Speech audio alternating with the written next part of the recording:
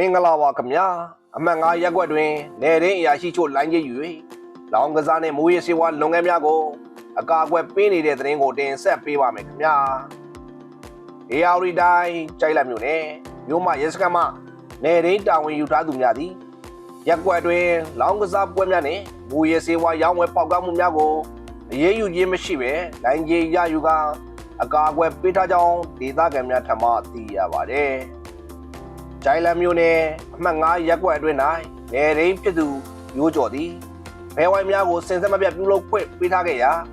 ပြီးခဲ့သည့်ဇူလိုင်18ရက်နေ့ကသတင်းအထူးတပ်ဖွဲ့ပသိမ်မှာသတင်းပေါ်ပြပါရှိခဲ့တော့လေဒီရောက်စွာရေးယူဆောင်ရွက်ခြင်းမရှိခဲ့ကြောင်းသိရှိရပါတယ်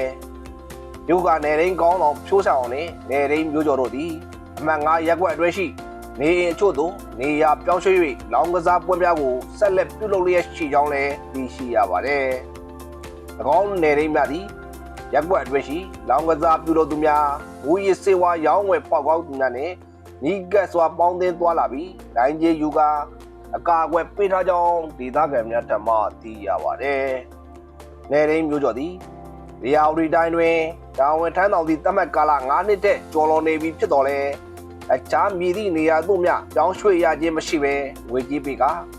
ကျိုက်လက်မျိုးမှရဲစခန်းတွင်နေရင်းတာဝန်ကိုဆက်လက်ရယူထားကြောင်းလည်းသိရပါတယ်။၎င်းသည်ပုံမှန်ရဲလုပ်ငန်းဆောင်တာများကိုလှုပ်ဆောင်ခြင်းမရှိဘဲ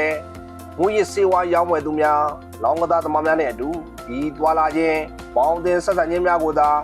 ပြုလုပ်လျက်ရှိကြောင်းဒေသခံများ၏ပြောကြားချက်အရသိရှိရပါတယ်။